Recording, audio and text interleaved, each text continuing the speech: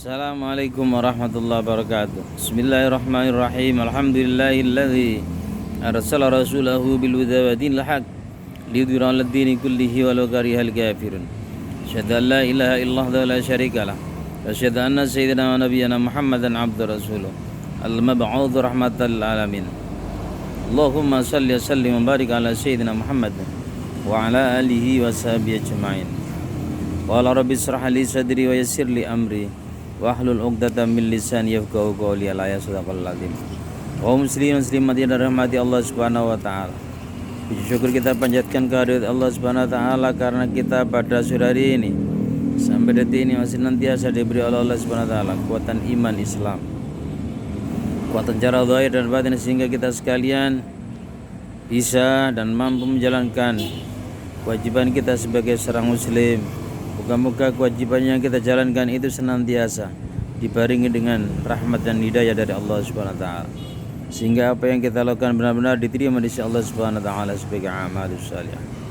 Salat serta salam semoga oleh Allah Subhanahu wa taala tetap terlimpahkan, tercurahkan kepada beliau baginda Rasulullah Muhammad sallallahu alaihi wasallam, Nabi akhir zaman, Nabi yang mampu merubah karakter manusia dari zaman jahiliyah menuju zaman yakni ad-dinul Islam, zaman yang mendapatkan ridho dan petunjuk dari Allah Subhanahu wa taala. Kaum muslimin muslimat yang dirahmati Allah Subhanahu wa taala. Karena itu maka marilah kita dalam rangka menjalani kehidupan ini senantiasa berpegang teguh kepada ajaran Allah Subhanahu wa taala, yakni ajaran yang dibawa oleh junjungan kita Nabi Muhammad sallallahu alaihi wasallam sebagai agama yang benar-benar mendapatkan ridha dari Allah Subhanahu wa taala, yakni ajaran Islam. Kaum muslimin muslimat yang dirahmati Allah Subhanahu wa taala, maka Allah Subhanahu wa taala memberikan sebuah statement dalam ayat Al-Qur'anul Karim. Wa idza qala rabbuka lil malaikati inni ja'ilun fil ardi khalifah. Ketika Tuhanmu telah berbicara kepada para malaikat, sungguhnya aku menjadikan khalifah para manusia di muka bumi ini. Jadi tugas manusia adalah sebagai pemimpin. Maka pemimpin itu hakikatnya adalah harus mampu memberikan suri tauladan, berikan contoh yang baik, mampu merubah tatanan dunia ini dari yang tidak baik menjadi baik. Karena itu khalifah di muka bumi ini tugasnya amat berat. Merawat, meramaikan bumi, mensejahterakan penduduk yang ada di muka bumi ini adalah hakikat daripada Allah menciptakan manusia di muka bumi. Yang pertama, manusia harus tunduk kepada aturan-aturan yang dibuat oleh Allah Subhanahu wa taala. Sebagaimana wa ma khalaqtul jinna wal insa illa liya'budun. Tidak kuciptakan jin dan manusia kecuali jin dan manusia itu adalah untuk mengabdi kepada Allah Subhanahu wa taala. Yang pertama, manusia itu menghambakan diri, mengabdikan dirinya kepada Allah Subhanahu wa taala. Maka dalam rangka mengabdikan diri itu manusia adalah hidup diciptakan oleh Allah adalah untuk menata kehidupan manusia. Yang pertama adalah kenapa manusia di muka bumi ini diciptakan sebagai khalifah, untuk memimpin dirinya dan memimpin masyarakatnya. Memimpin masyarakat itu adalah butuh yang namanya keterampilan, mengajak, mendidik, mengajarkan, memberikan contoh. Maka dari memberikan pendidikan, memberikan contoh, itu manusia akan mampu menggerakkan dirinya, hatinya, perilakunya ke jalan yang diridhoi oleh Allah Subhanahu wa taala. Salah satu contohnya adalah wujudnya negara, wujudnya tatanan dunia. Manusia yang pertama perlu pendidikan.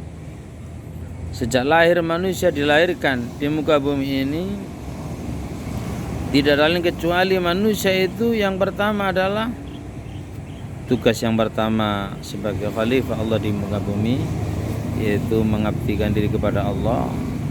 Terus manusia itu merawat dirinya, merawat cucunya, merawat kadernya, merawat masyarakat. Maka wujudlah namanya lembaga pendidikan. Di situ ada namanya lembaga pendidikan tingkat kanak-kanak, ada lembaga pendidikan tingkat dasar, ada namanya lembaga pendidikan tingkat menengah pertama, ada namanya pendidikan namanya menengah atas, ada namanya lembaga pendidikan perguruan tinggi, pasca sarjana dan terusnya. Ini semua adalah tujuannya adalah tidak ada lain, manusia harus belajar, manusia harus mempunyai wawasan, manusia harus kaya dengan pengetahuan, mengajarkan dirinya sendiri, mengajarkan kepada tetangga, mengajarkan kepada anaknya, mengajarkan kepada masyarakatnya. Maka disitulah dibutuhkan yang namanya keterampilan. Di lembaga pendidikan itu berbagai macam jurusan menanti. Ada jurusan kesehatan, ada jurusan ekonomi, ada jurusan sosial, ada jurusan politik, ada jurusan ekonomi syariah, ada jurusan pendidikan agama Islam, ada jurusan bahasa Indonesia, ada jurusan bahasa Inggris, ada jurusan fisika, ada jurusan lagi yang namanya ilmu sains, ada lagi jurusan yang namanya arsitektur dan lain sebagainya. Ini semua adalah tidak ada lain kecuali untuk kesejahteraan umat manusia di muka bumi ini, agar manusia itu di samping dirinya itu adalah mempelajari tentang keilmuan akhirat, tapi jangan melupakan keilmuan dunia. Fabtahi fima atakallahu darul akhirah, carilah rumah akhirat, wala tansa nasibaka minad dunya, jangan melupakan nasibmu di muka bumi ini, yaitu tentang untuk kepentingan dunia, karena manusia itu tidak akan lepas dari kepentingan dunia dan kepentingan akhirat. Ini harus ada keseimbangan hidup, ya. Jadi untuk kepentingan akhirat dan kepentingan dunia itu harus ada keseimbangan hidup. Wala tansi nasibaka minad dunya. Kaum muslimin muslimat yang dirahmati Allah Subhanahu wa taala. Maka manusia itu harus semangat. Manusia harus berusaha. Maka ada salah satu mahasiswa saya yang berbicara tentang bagaimana manusia itu merubah nasib, sebagaimana dikatakan oleh Allah Subhanahu wa taala bahwasanya innallaha la yughayyiru ma biqaumin hatta yughayyiru ma bi anfusihim. Sesungguhnya Allah itu tidak merubah nasib sebuah kaum kecuali kaum itu mau merubah nasibnya sendiri. Kita harus paham, kita harus memahami, kita harus menghayati. Banyak cerita orang-orang yang sukses itu adalah dimulai dari nol. Banyak cerita orang-orang yang asalnya dari atas itu tidak langsung begitu saja langsung dari atas, tetapi dia menampaki kehidupan dari nol, dari bawah. Jadi maka lembaga pendidikan, lembaga madrasah adalah mengasah otak manusia itu agar menjadi manusia yang dewasa, agar menjadi manusia yang bisa mampu berpikir secara konseptual, bisa berpikir secara dewasa, sehingga mereka itu tidak menjadi orang takabur, tidak sombong ketika di atas, karena mereka pernah ada di bawah. Karena itu lembaga pendidikan itulah yang mengasah, yang mendewasakan, di samping ilmu pengalaman yang mereka peroleh. Jadi ilmu praktek-praktek yang terjadi di tengah-tengah kehidupan masyarakat itu akan mampu merubah, akan mampu menjadikan orang itu menjadi manusia yang akan dewasa. Jadi mahasiswa saya bicara, Pak, saya masih jadi TU di Madrasah Ibtidaiyah. Nggak apa-apa, saya bilang, kamu dulu juga dari nol. Kamu dulu itu ketika kuliah semester 2 semester 3 itu mengajar di Madrasah Ibtidaiyah kelas 5 dan kelas 6 di Desa Tawangsari, Kecamatan Taman, Sidoarjo. Cukup lama saya adalah mengabdi di sana, hampir kurang lebih 4-6 tahun. Kemudian di sela-sela itu saya juga ngajar di Pondok Pesantren Al-Hidayah Anglom sepanjang hampir 10 tahun. Saya pernah belajar di situ. Saya pernah menjadi orang dan anak kecil di situ yang harus banyak menyerap kehidupan, yang harus banyak menyerap pengalaman dari orang-orang tua seperti Kiai Haji Badrus Saleh Syakur, seperti Kiai Haji Atikuddin, seperti ustadz-ustadz yang lain. Ini perlu banyak mempelajari di tengah-tengah saya menjalani perkuliahan S1 di Sekolah Tinggi Ilmu Tarbiyah Taruna Surabaya. Insya Allah saya mulai 91, kemudian selama 94 Allah mentakdirkan saya lulus. Setelah itu saya ngabdi di berbagai pendidikan termasuk di Sanawiyah, Teranom, kemudian merintis pondok pesantren Al-Furqon di Ndirorejo, itu termasuk bagian daripada 4 yang mengasah, mendewasakan saya sehingga saya menjadi kuliah lulus. Kemudian tidak puas ketika masih menjabat sebagai kepala sekolah, maka keinginan untuk melanjutkan dunia pendidikan ke S2, maka saya larilah ke lembaga pendidikan perguruan tinggi di STAI Komarudin Bendungan Gresik dengan modal nekat, dengan modal bondo nekat.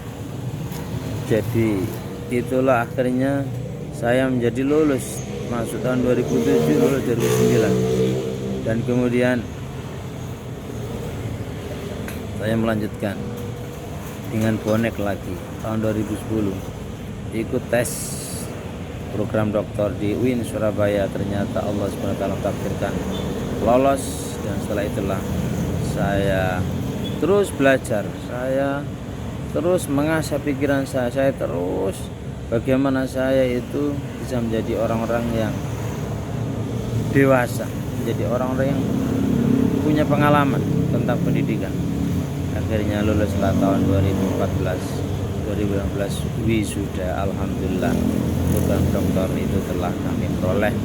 Dan saya kebetulan sebelum mengajar di IAI Komarudin, saya ada mengajar di S1 STAI Ar-Rasyid Surabaya. Saya mulai dari 2007 sampai sekarang, meskipun saya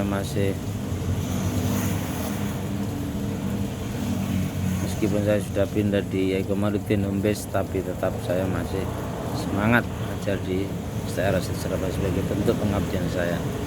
Karena itu tahun 1998 saya menjabat kepala sekolah beri 11 tahun sampai 2011 kemudian pindah ke sekolah SMA sampai 2018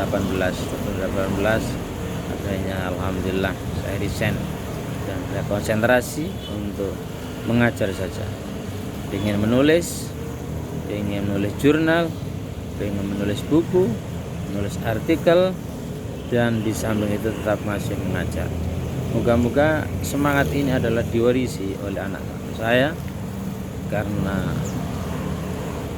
saya terus bilang sama anak, kamu harus semangat dalam belajar.